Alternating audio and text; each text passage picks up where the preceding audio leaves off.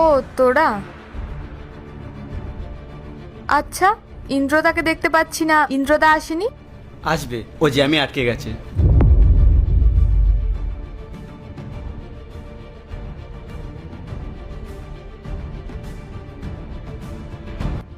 বসো। এই কি, দরজাটা তো খোলা, যা গিয়ে আটকে দিয়ে আয়। হ্যাঁ বোন।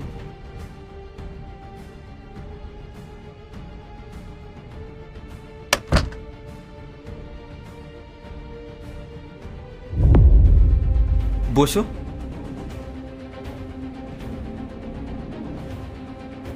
আচ্ছা বোন, অর্ণব কোথায় আছে? ওকে তো দেখছি না।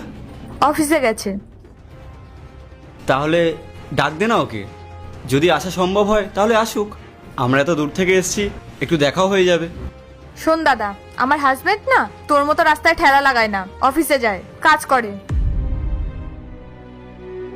আর শোন, যে কেউ বাড়িতে আসলে যে ও চলে আসবে সেরকমটা নয়। মনে হয় ইন্দ্রদা এসেছে।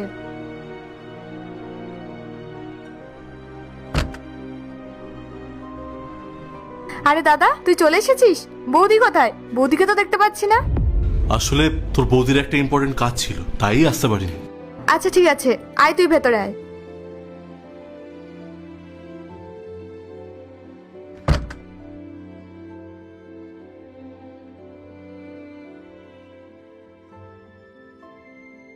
দাদা বল, তোর জন্য কি নিয়ে আসবো? চা, কফি না কোল্ড ড্রিঙ্কস? শোনো না, একটু জল আনতে বলো না, খুব টেস্টটা পেয়েছে। আচ্ছা ঠিক আছে, আমি বলছি। বোন,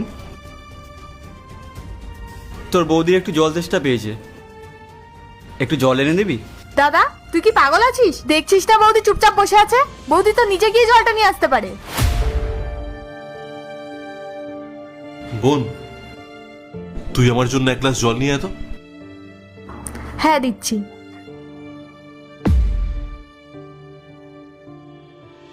দাদা এই নে জল।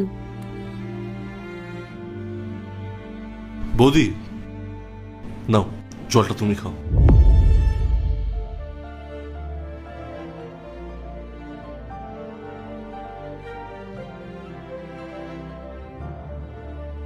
আচ্ছা বোন, অর্ণব কোথায়? ওকে দেখতে পাচ্ছি না। অর্ণব, ও তো একটু জরুরি দরকারের জন্য বাইরে গেছে, দাঁড়া ওকে ফোন করছি। আরে না না, ওকে ডিস্টার্ব করার কোনো প্রয়োজন নেই। আরে না না, আমার পার্ট 2 দেখতে সাবস্ক্রাইব করো ভেলকু 78M।